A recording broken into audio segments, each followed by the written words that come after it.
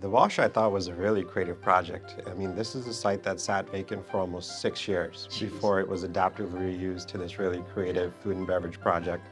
One of the things that really stood out to me was the financial model behind it and the way that the developer split it up into 6 different kitchens and kind of amortized the cost throughout the project, which I think really gives operators an opportunity to step into that and create a product for the customers that I think is really intriguing. And it sort of is almost like a startup environment where you can sort of dabble in the different culinary environments and begin your business and step up to sort of the full-scale restaurant.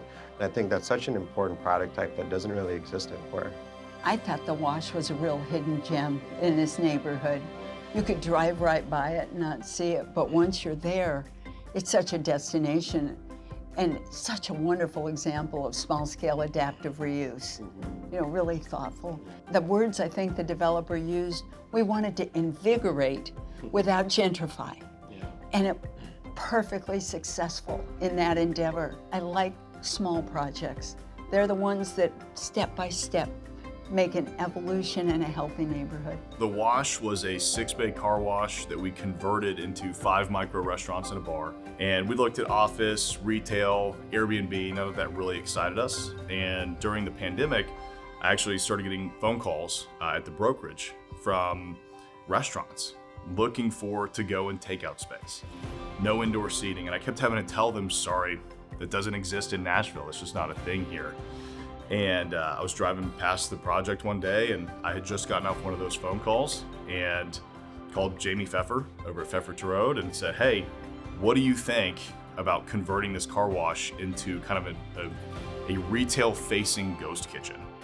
And he agreed that it was a great idea, and we took off with the project. So now we have 5 restaurants that are, actually every restaurant is either woman-owned or person of color owned. And there's 80 seats outside. We've got parking for to-go and delivery. It's been very warmly welcomed by the neighborhood. It is a piece of real estate that just kind of sat there for a long time, right? Nobody could really figure out what to do with it. Didn't make sense to keep it as a car wash because it was cost prohibitive and you couldn't tear it down.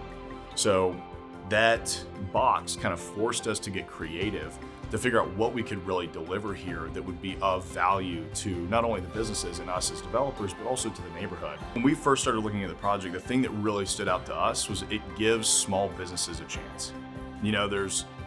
Everybody talks about the affordable crisis for housing, but nobody talks about the affordability crisis for small business owners in Nashville.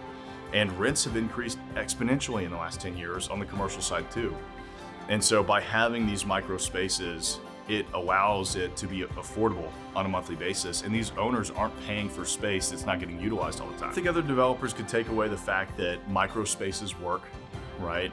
There is a high demand for these types of spaces out there that I think a lot of developers traditionally haven't wanted to bother with because, why lease to 6 400 square foot tenants when you could lease to one 2,400 square foot tenant?